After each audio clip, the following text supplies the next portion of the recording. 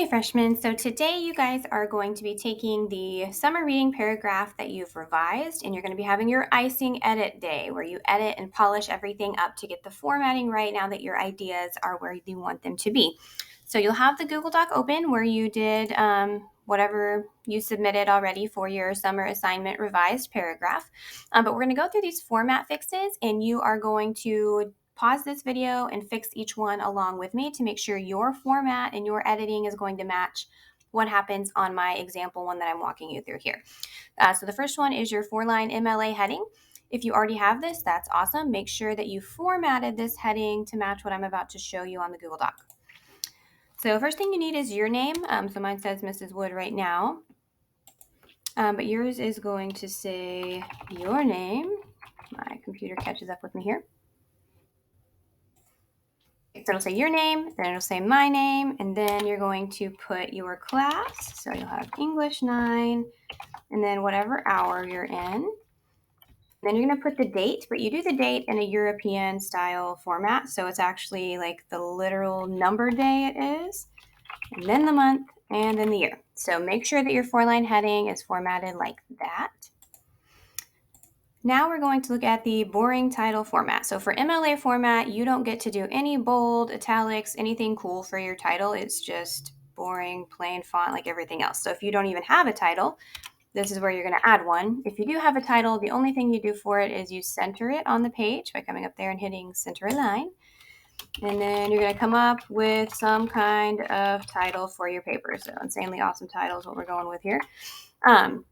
But do make a title for it that's something other than summer reading paragraph. Like think about what you wrote here and give me some kind of title that tells me something about the character paragraph that you've written. So a lot of times a rule of thumb is the cheesier the better for titles. So see what you can come up with, but give yourself a title that is centered in the page, but no bold, no italics, no underline, nothing like that.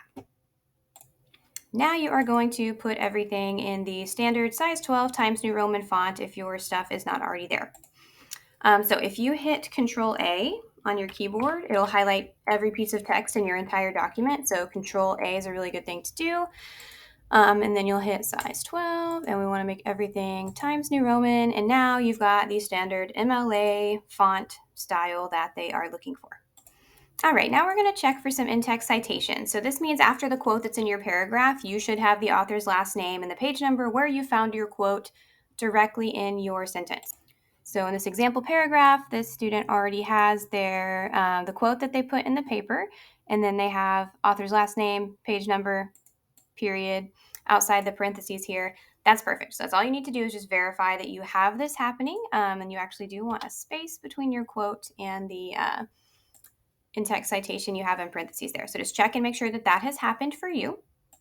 And now this is probably the biggest time taker for this editing workshop is making sure that you have a works cited page. Nobody had one of these when you turned in your summer paragraph because I didn't put it on the assignment.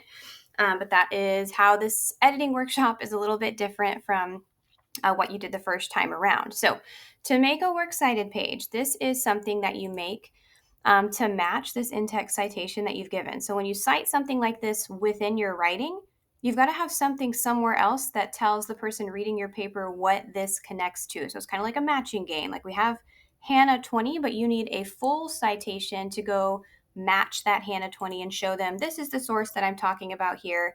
And you can see the full MLA citation information for it. So that's kind of the why. The how you do that is you need it, your very entirely own new page for a works cited page. So you're going to find the very end of your paragraph. You're going to hit insert. You're going to find the thing that says break, page break.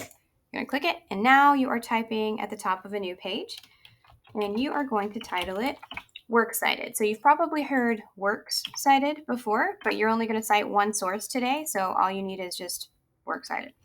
So you've got the title here. Now you need to put your citation. And to make this easy the first time we're doing it, I've made these citations for you. So in your slides for the week 2 slides, after this editing workshop slide, I have the book citations for each of the 3 summer readings that you guys did this summer.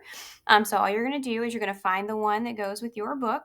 So this student wrote about Nightingale. So you're going to copy, Control C, Bring it back over to your works cited page, Control V, and now you've pasted it.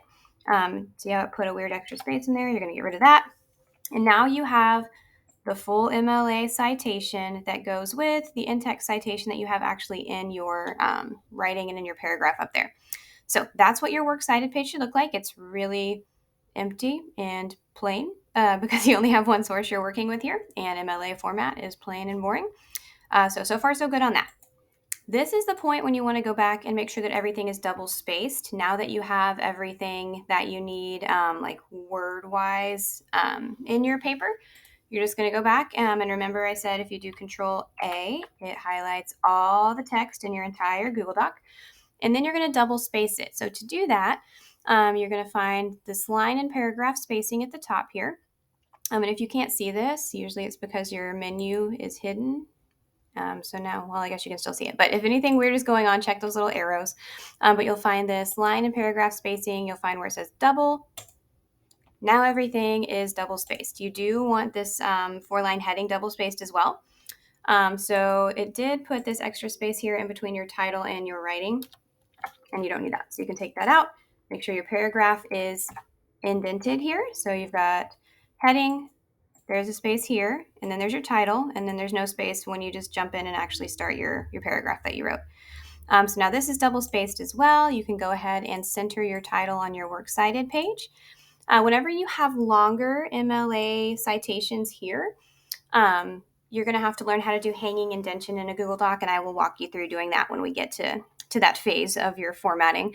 But we'll also go over how you know to get this information for a citation. But for now, we're just doing an editing workshop. You're just making sure you have this works cited page double spaced in the Google Doc that your revised summary paragraph is in.